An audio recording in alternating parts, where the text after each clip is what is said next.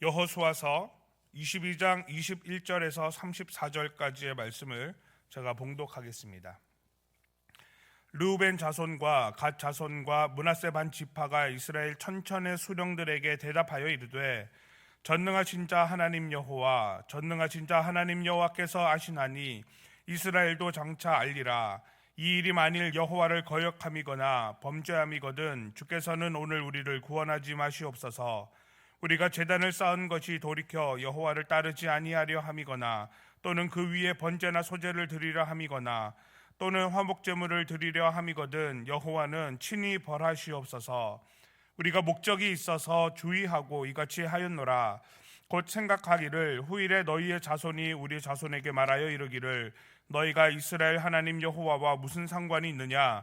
너희 르우벤 자손 갓 자손아, 여호와께서 우리와 너희 사이에 요단으로 경계를 삼으셨나니 너희는 여호와께 받을 분깃이 없느니라 하여 너희의 자손이 우리 자손에게 여호와 경외하기를 그치게 할까 하여 우리가 말하기를, 우리가 이제 한 제단 쌓기를 준비하자 하였노니, 이는 번제를 위함도 아니요 다른 제사를 위함도 아니라 우리가 여호와 앞에서 우리의 번제와 우리의 다른 제사와 우리의 화목제로 섬기는 것을 우리와 너희 사이와 우리의 후대 사이에 증거가 되게 할 뿐으로써 너희 자손들이 후일에 우리 자손들에게 이르기를, 너희는 여호와께 받을 분깃이 없다 하지 못하게 하려 함이라. 우리가 말하였거니와 만일 그들이 후일에 우리에게나 우리 후대에게 이같이 말하면 우리가 말하기를, 우리 조상이 지은 여호와의 제단 모형을 보라. 이는 번제를 위한 것도 아니요 다른 제사를 위한 것도 아니라 오직 우리와 너희 사이에 증거만 되게 할 뿐이라. 우리가 번제나 소제나 다른 제사를 위하여 우리 하나님 여호와의 성막 앞에 있는 제단 외에 제단을 쌓음으로 여호와를 거역하고 오늘 여호와를 따르는 데에서 돌아서려는 것은 결단코 아니라 하리라. 제사장 비느하스와 그와 함께한 회중의 지도자들 곧 이스라엘 천천의 수령들이 르우벤 자손과 갓 자손과 므낫세 자손의 말을 듣고 좋게 여긴지라. 제사장 엘르아살의 아들 비느하스가 르우벤 자손과 갓 자손과 므낫세 자손에게 이르되, 우리가 오늘 여호와께서 우리 중에 계신 줄을 아노니 이는 너희가 이 죄를 여호와께 범하지 아니하였음이니라. 너희가 이제 이스라엘 자손을 여호와의 손에서 건져내었느니라 하고, 제사장 엘르아살의 아들 비느하스와 지도자들이 르우벤 자손과 갓 자손을 떠나 길르앗 땅에서 가나안 땅 이스라엘 자손에게 돌아와 그들에게 보고하매, 그 일이 이스라엘 자손을 즐겁게 한지라. 이스라엘 자손이 하나님을 찬송하고 르우벤 자손과 갓 자손이 거주하는 땅에 가서 싸워 그것을 멸하자 하는 말을 다시는 하지 아니하였더라. 르우벤 자손과 갓 자손이 그 제단을 에시라 불렀으니 우리 사이에 이 제단은 여호와께서 하나님이 되시는 증거라 함이었더라. 아멘. 이 말씀은 살아계신 하나님의 말씀입니다. 하나님께 감사드립니다. 아멘. 오늘 본문은 요단 동편 지파 사람들이 기환하던 도중에 발생한 에피소드입니다. 요단 동편 사람들이 하나님의 증거로 단을 세운 일에 대한 오해가 생겼고 이것을 해명하고 화해를 기록하고 있습니다.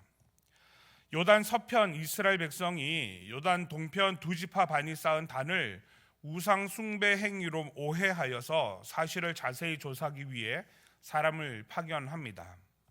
오늘 본문 앞에 보면 20절에 세라의 아들 아간이 온전히 바친 물건에 대하여 범죄함으로 이스라엘 온 회중의 진노가 임하지 아니하였느냐, 그의 죄악으로 멸망한 자가 그 한 사람만이 아니었느니라 하니라, 이렇게 말을 하는 것을 통해서 지금 그 요단 동편이 아니라 서편에 있는 이스라엘 백성들이 가지고 있는 그 오해가 작은 일이 아니다, 굉장히 엄중한 일이다라는 것을 굉장히 심각하게 받아들이고 있다라는 것을 우리는 알게 되는 거죠. 과거 아간의 사건을 떠올리며 한 사람의 죄가 공동체 전체에 어떤 결과를 가져왔는지를 기억하는 겁니다.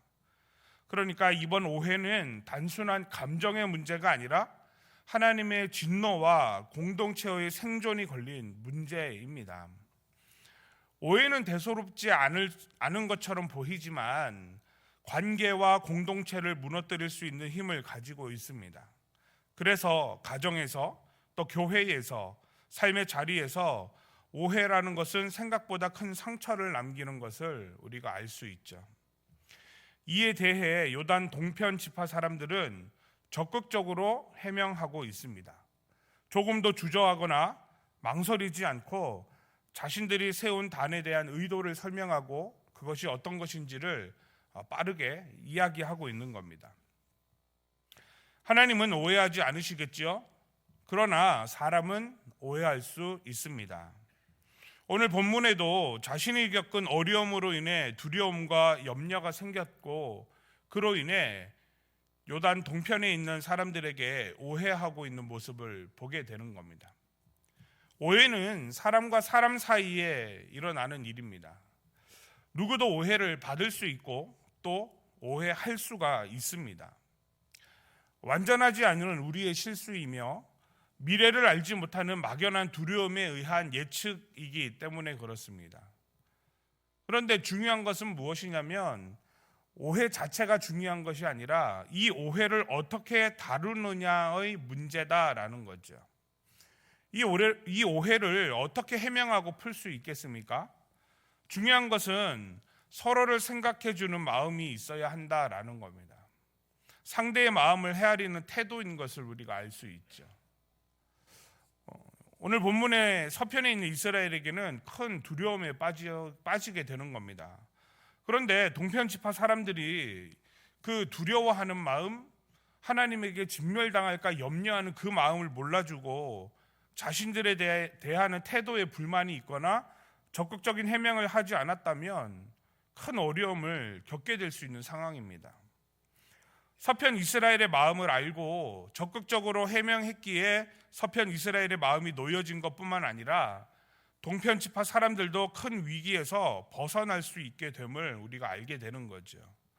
그러니까 오해가 생겼을 때 우리가 취해야 하는 태도는 상대방의 마음을 알아주는 일이고 그 상대방을 위한 태도를 해야 한다라는 겁니다. 그것은 상대방을 위한 것이기도 하지만 나를 평안하게 하는 방편이고 지혜이다라고 오늘 성경이 말하고 있는 겁니다.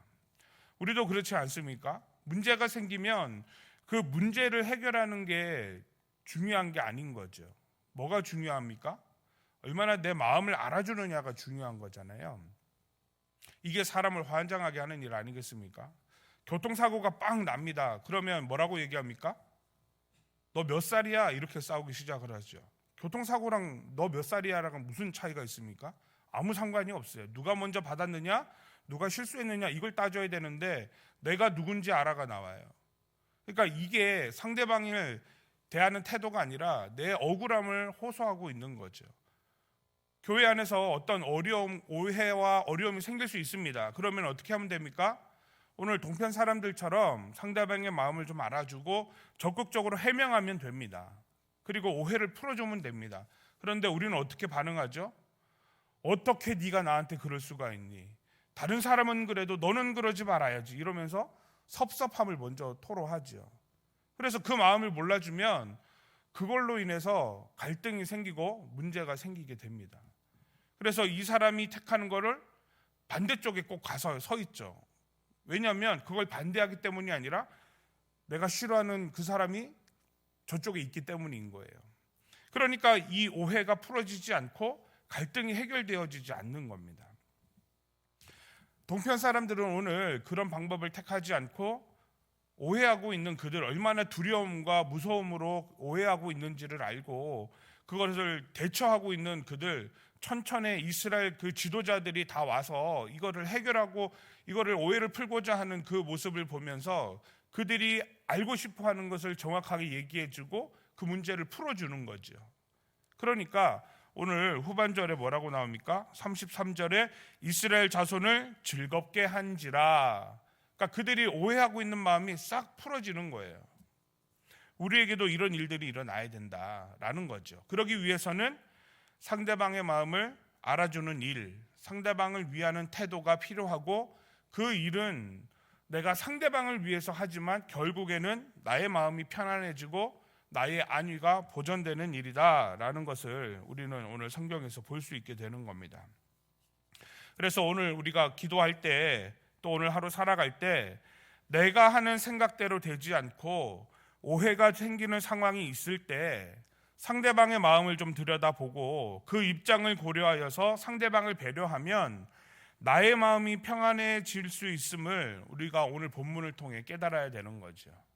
그래서 오늘 기도할 때 오해와 상황의 마음을 빼앗기지 않고 상대방의 마음을 들여다볼 수 있는 여유를 주시고 입장을 배려할 수 있는 믿음의 지경을 갖게 해주시라고 기도하는 저와 우리 성도님들 되시기를 주님의 이름으로 축복합니다. 24절에 보니까 우리가 목적이 있어서 주의하고 이같이 하였노라 이렇게 기록하고 있습니다. 단을 쌓는데 그냥 한 것이 아니라 분명한 목적을 갖고 주의하여서 행하였다 이렇게 기록하는 거예요. 그럼에도 오해를 불러오게 됩니다. 하나님을 향한 선한 의도, 믿음의 열정이 때로는 내 마음과 같지 않을 때가 있음을 우리는 오늘 알 수 있는 겁니다. 동편지파 사람들은 24절, 25절을 통해서 단을 세운 이유를 설명하고 있습니다. 곧 생각하기를 후일에 너희의 자손이 우리 자손에게 말하여 이르기를 너희가 이스라엘 하나님 여호와와 무슨 상관이 있느냐? 너희 루벤 자손 갓 자손아 여호와께서 우리와 너희 사이에 요단으로 경계를 삼으셨나니 너희는 여호와께 받을 분깃이 없느니라 하여 너희의 자손이 우리 자손에게 여호와 경외하기를 그치게 할까 하여 이렇게 말하고 있죠. 그러니까 오늘 이 단을 쌓은 이유가 여호와 하나님을 자손들이 온전히 예배하기 위해서이고 하나님을 향한 믿음을 이어가게 하기 위해서이다라고 설명을 하고 있는 겁니다. 지금 요단 강을 건너서 이스라엘이 가나안 땅을 정복을 했고 그와 함께 동편에도 하나님이 이스라엘에게 기업을 주셨습니다. 그런데 시간이 지나서 이 강이 기준이 되어져 버리면 동편 사람들이 그것을 잃어버리게 될 수 있는 거죠. 왜냐하면 지금은 알지만 후일에는 그것을 모르는 일이 생길 수 있기 때문인 거예요. 그러니까 그때 가서 동편 사람들에게 너희를 모른다, 이거 경계가 분명하지 않냐, 하나님이 그렇다면 너희를 그쪽에 두지 않았을 것이다 이렇게 말하면 방법이 없는 거예요. 그러니까 우리 자손들이 하나님을 경외하고 믿음을 잘 이어가기 위해서는 그 증거가 필요하겠다라고 해서 오늘 단을 쌓은 겁니다. 그런데 그 단을 쌓는데 주의해서 쌓는 거예요. 28절 후반에 보면 우리 조상이 지은 여호와의 제단 모형을 보라. 이는 번제를 위한 것도 아니요 다른 제사를 위한 것도 아니라 오직 우리와 너희 사이에 증거만 되게 할 뿐이라 이렇게 말하고 있는 겁니다. 그러니까 이 단은 실로에 만든 제단, 실제로 제사를 지내는 제단의 모양을 본떠서 만들기는 했지만 그것을 거기에서 제사를 지내거나 뭐 이렇게 할 수 있는, 화목제를 드리거나 할 수 있는 그런 기능은 하나도 없는 것으로 만들었다라는 거예요. 본따서 모양으로만 만들었다. 왜 그렇게 했을까요? 오해받을까 봐 그렇게 한 거예요. 그런데 오해를 받아버리게 되었습니다. 그러니까 본인들은 주의하고 신경 써서 했는데도 불구하고 오해를 받으니까 이거 뭐 해명할 방법이 없는 거 아니겠습니까? 그러나 동편 지파 사람들이 하나님을 향한 믿음의 열정과 자손에게 하나님을 경외하게 하는 일에 마음을 먹고 있으니까 마침내 선한 결과를 가져오게 되는 것을 우리가 볼 수 있는 겁니다. 이것은 하나님을 향한 진심으로 말미암음인 것을 우리가 알 수 있게 되죠. 30절에 제사장 비느하스와 그와 함께한 회중의 지도자들 곧 이스라엘 천천의 수령들이 르우벤 자손과 갓 자손과 므낫세 자손의 말을 듣고 좋게 여긴지라 이렇게 얘기하는 겁니다. 그러니까 오해했던 것들이 다 해결이 되었고 그들도 우리가 믿는 하나님 여호와 하나님을 향한 신실한 믿음이 있었음을 알게 된 거죠. 하나님을 향한 진심이 통했음을 우리가 볼 수 있는 대목입니다. 하나님을 향한 진심은 때로는 오해받을 수도 있고 사람들이 시기하고 질투할 수도 있겠습니다. 그러나 하나님께서 아시면 이스라엘도 알게 된다라는 것을 우리는 볼 수 있는 거죠. 그러니까 하나님을 향한 믿음과 신실함을 가지고 있으면 사람들의 평가가 중요한 것이 아니라 하나님이 그 진심을 아시기 때문에 결국 그 진심이 통한다라는 것을 보여주고 있는 겁니다. 연말을 맞이해서 또 새로운 한 해를 준비하면서 우리에게 필요한 모습 아니겠습니까? 하나님을 향한 진심.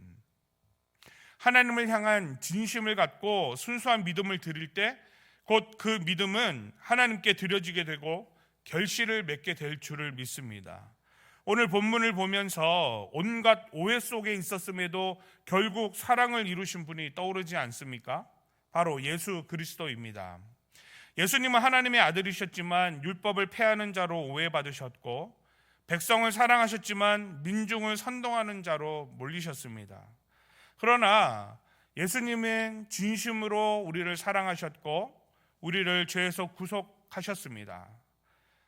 그 진심은 훼손되지 않았고 결국 성취되는 것을 우리는 기억합니다. 그러므로 우리도 이 본문과 우리를 위한 예수 그리스도를 생각하며 하루를 살아갈 때 하나님을 향한 진심과 성실함으로 살아갈 수 있기를 간절히 바랍니다. 그러면 그 모습을 오해하거나 왜곡할 수는 있겠지만 결국엔 하나님이 아시고 사람들도 알게 하실 줄을 믿습니다. 그래서 오늘 기도하실 때 하나님을 향한 진심이 멈추지 않고 우리의 근본이 믿음이 되어 주님께 성실하게 나아갈 수 있는 간건함 주십시오. 그렇게 기도하여 오늘 하루도 승리하는 저와 우리 성도님들 되시기를 주님의 이름으로 축복합니다. 기도하겠습니다. 오해의 상황에 마음을 빼앗기지 않게 하시고 상대방의 마음을 들여다볼 수 있는 여유를 주시며 하나님을 향한 진심이 흔들리지 않게 도와주시옵소서. 예수 그리스도를 바라보며 끝까지 진심을 다하면 훼손되지 않고 성취됨을 봅니다. 끝까지 성실하게 하나님을 향한 진심을 다할 수 있는 지혜와 강건함을 허락하여 주시옵소서. 하나님을 향한 진심과 믿음의 근본을 붙들고 오늘 하루 살아가는 저희가 되게 하여 주시옵소서.